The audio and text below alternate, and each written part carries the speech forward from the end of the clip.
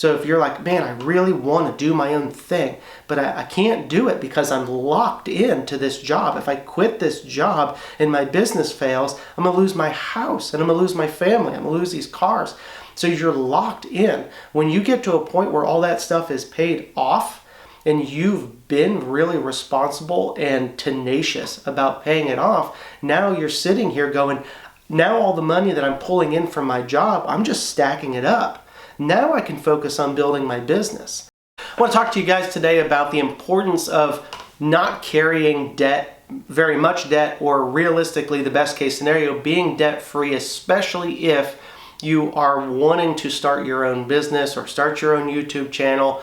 Anything that you are really trying to start from the ground up, especially in either an overflooded market where you have to find a way to stand out and you're going to have to take some chances.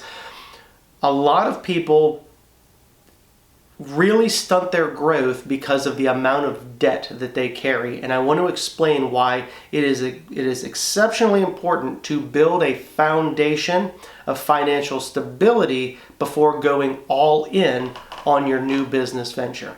Okay? So some of you people might be just starting out. Maybe you're younger and you haven't had a chance to really go into debt yet, not much debt. And so this would be a great time to think about maybe not jumping into debt. For some of you folks, it's way too late and you owe a couple $100,000 on a house. You got husband and wife both have financed cars. You've got credit card bills. Let's do a rundown on why it is exceptionally important overall, not just for creating a business, but in life to be more debt-free. Now, a lot of this information really isn't mine. You'll be hearing some regurgitated information from one of my favorite books, The Richest Man in Babylon, but also guys like Dave Ramsey that talk about getting out of debt. And that is really important. Now, this isn't a discussion on using good debt for business. That's a totally different discussion for a different day, but you're really not going to be using good debt in a business, say like a hunting for your life sort of a model, right? So you're not going to go start your own business of making something and then going into a bunch of debt. It's a good way to end up really underwater on debt with a failed business, and now you can't advance it because all your money's gone.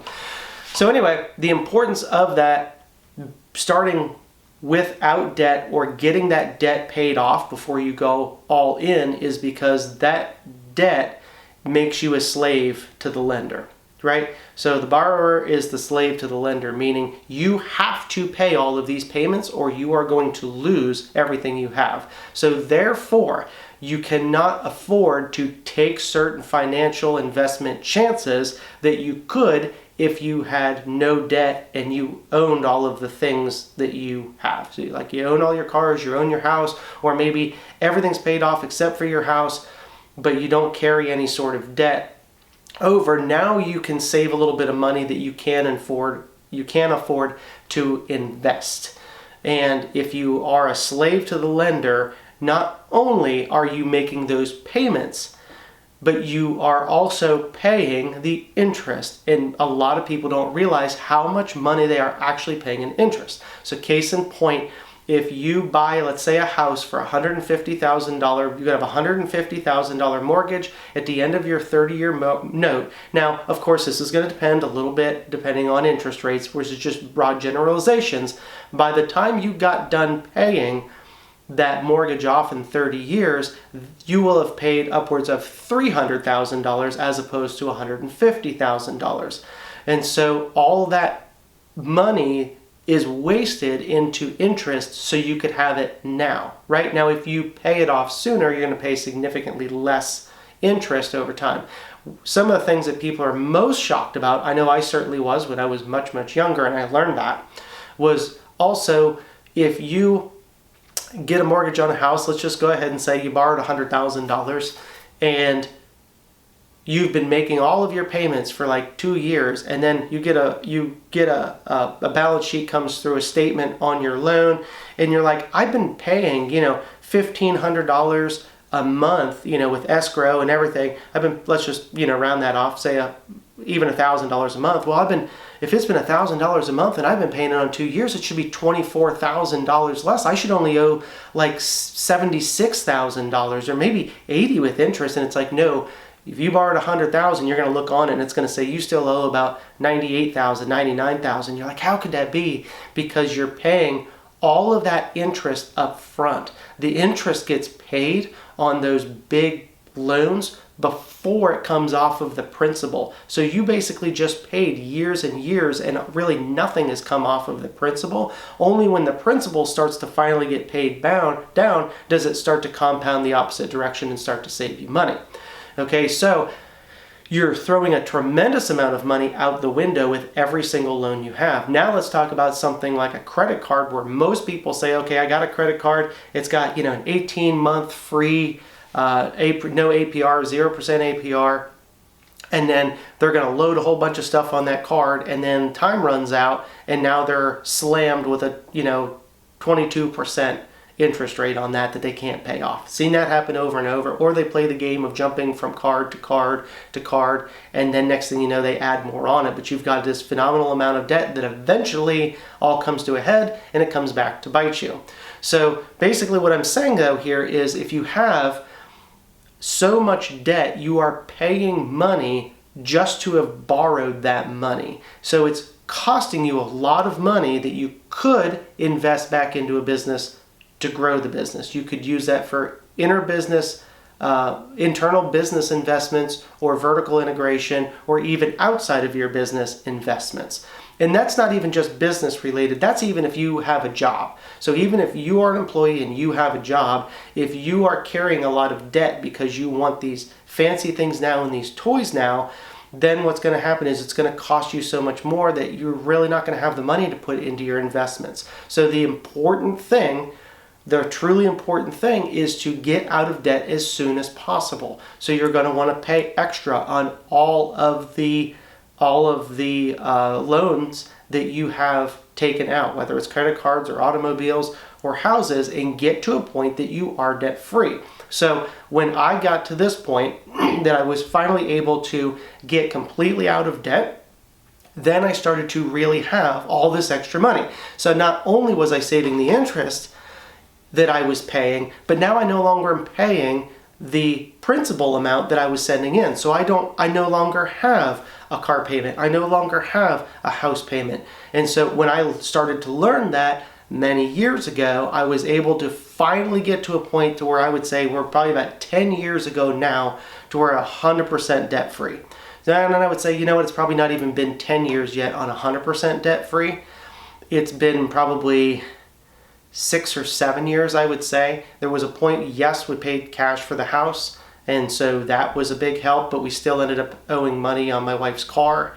And I remember that experience specifically. I said at one point, I'm never going to do this again. I'm going to save up, and I'm going to make sure that we never have to finance another car. I hate the process. You always get raked over the coals. You get taken advantage of because you don't know how the system works. I was like, from now on, it's saving and paying cash.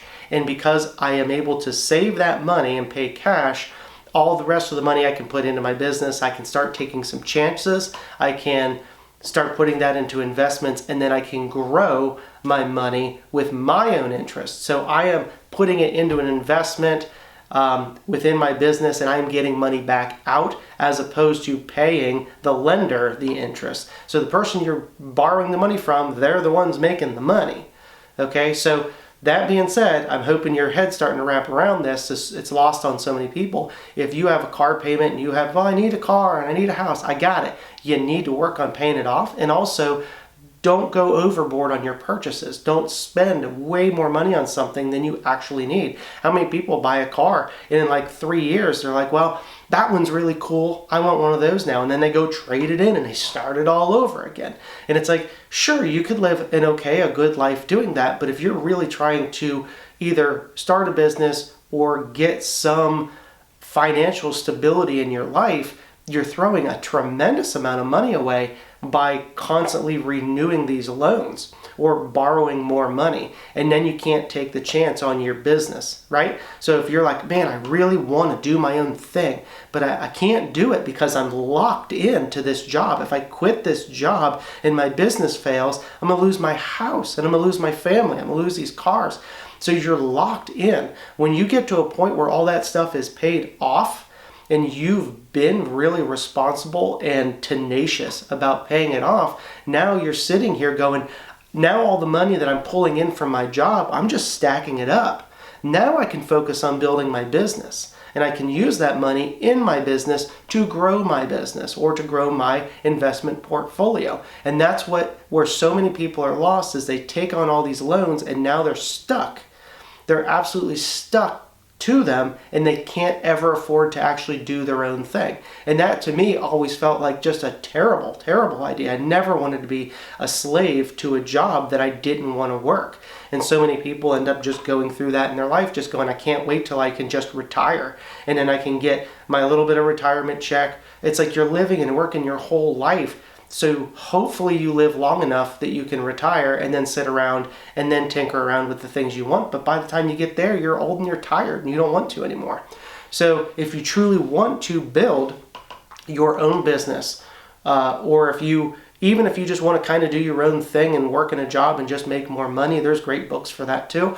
But if you're really talking about trying to build a wealth and especially build a business, you need to get out of debt and build a foundation in which you don't go into debt unless absolutely necessary, which should almost be never, but you should be able to stay out of debt, so now you've got the money that you can actually put into something that's making you money rather than costing you money. It's an easy principle between assets and liabilities. So it's a Robert Kiyosaki thing, Rich Dad, Poor Dad book. That's another great book. He talks about what's the difference between an asset and a liability.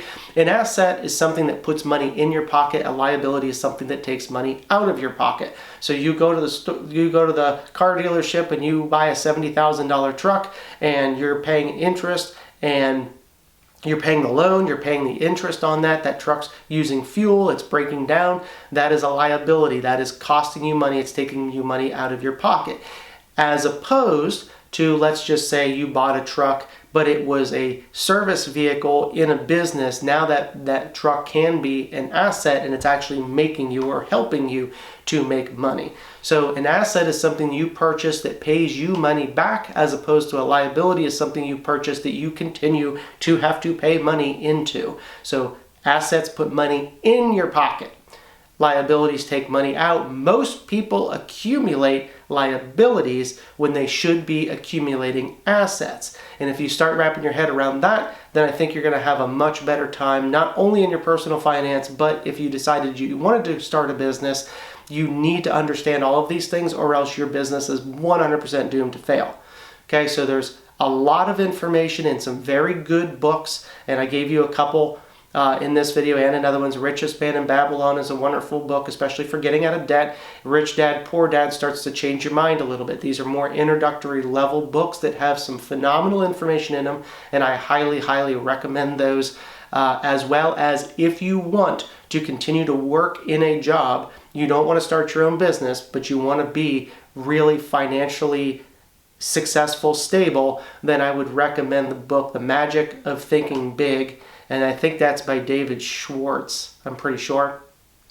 And there's a few chapters in there that talk specifically about how to be an indispensable employee paid more than absolutely everybody else. And in some cases, the number two of the company actually makes more than the owner in some bigger businesses. So everybody says, well, there's no room for advancement. I get it. Some jobs there's not. Okay, I've talked to some people that work, say, for like an electric company. Everything is kind of automated and it comes in based on bills. You can't really add value to that business so much because you can't just go get more consumers. You can't get more clients or customers. But if you work, let's just hypothetically say you work in a hometown plumbing shop, right? And you're one of the plumbers that goes out. If you figure out a way to bring more plumbing sales into that business and you are making that business money, they will and you do that over and over and over, they will look at that guy and say, this guy's making us so much money, not because he's doing the job,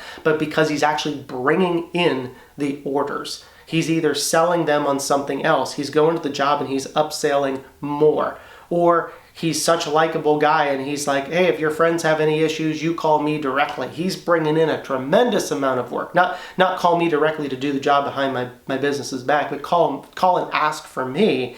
That way they know that I'm the one that got the sale. And if you really devote to making that money that business money, you will quickly become one of the highest paid employees in that business. Without a doubt, it's just the way that it has to work. And if it doesn't work that way, then it's because your boss truly is an idiot and his business is probably going to fail anyway. But that's probably not the case if it's already a successful business. Your boss is probably pretty business minded and he's going to understand that very quickly. We can go into that deeper on another video, but I'm hoping that this video at least brought you some value. If it did, and you think somebody else could use the value, feel free to share it with them. And hopefully you guys start working on getting out of debt if you aren't already. I cannot emphasize enough how important it is to get out of debt so you're not wasting money on liabilities. You need to get the money. You got to get the capital to put into your business so you can grow it and live your best life.